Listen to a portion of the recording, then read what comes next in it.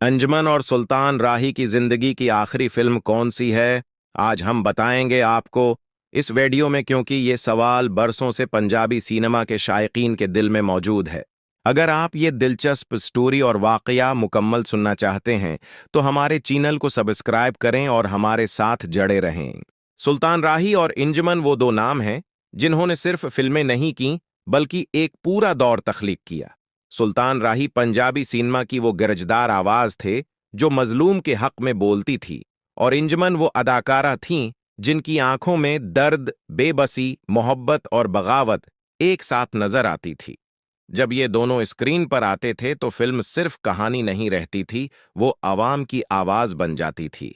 सुल्तान राही ने अपनी जिंदगी में सैकड़ों फिल्मों में काम किया, मगर वक्त किसी का इंतजार नहीं करता। उनकी और अंजुमन की जोड़ी की आखिरी फिल्म, जिसे बाकायदा तौर पर इन दोनों की आखिरी यादगार कहा जाता है, वो फिल्म थी मां दा लाडला। ये वो फिल्म थी जो सुल्तान राही की जिंदगी में मुकम्मल हुई, मगर रिलीज उनकी शहादत के बाद हुई। किस्मत का कितना अजीब फैसला था कि पंजाबी सिनेमा का सबसे बड़ा हीरो अपनी आखिरी फिल्म में भी मां और औलाद के रिश्ते की कहानी छोड़ गया।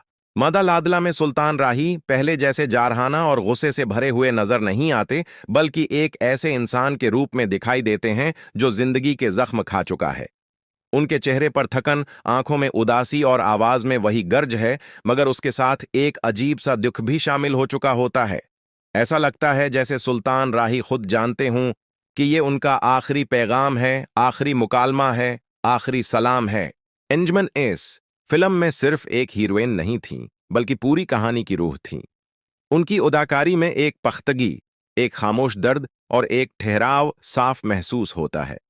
अंजुमन और सुल्तान राही के दरमियान केमिस्ट्री किसी स्क्रिप्ट की मोहताज नहीं थी। वो बरसों की फिल्मों, झगड़ों, इख्तिलाफात, खामोशियों और एहतराम का नतीजा थी। दोनों एक दूसरे को बगैर मुकालमे के समझ लेते थे। फिल्म की सीट पर सुल्तान राही आमतौर पर खामोश रहते थे, कम बोलते, ज्यादा सुनते और अपने सीन पर पूरी तवज्जो देते थे। मगर अंजुमन के साथ उनका रवैया मुख्तलिफ होता था। उनके दरमियान एक अनदेखी इज्जत थी। अंजुमन भी सुल्तान राही के सामने एक अलग ही संजीदगी के साथ अदाकारी करती थीं, जैसे वो जानती हूं कि वो पंजाबी सिनेमा के स्तून के साथ खड़ी हैं। मां दा लाडला के कई मनाजिर ऐसे हैं जो आज भी दिल को छू जाते हैं, खास तौर पर वो सीन जब सुल्तान राही मां के सामने खड़े होकर अपनी कमजोरी जाहिर करते हैं। ये वो सुल्तान राही नहीं थे जो हर वक्त बंदूक उठाए दुश्मन को लिलकारते थे। ये वो सुल्तान राही थे जो मां के कदमों में झुक जाते हैं। यही मंजर इस फिल्म को आम फिल्मों से अलग बना देता है। सुल्तान राही की शहादत ने पंजाबी सिनेमा को हिलाकर रख दिया। जब मां दा लाडला रिलीज हुई तो लोग फिल्म देखने नहीं आए थे, वो सुल्तान राही को आखिरी बार देखने आए थे। सिनेमा हॉल में खामोशी छाई रहती थी, मकालिमों पर तालियां कम और आंखों में आंसू ज्यादा थे।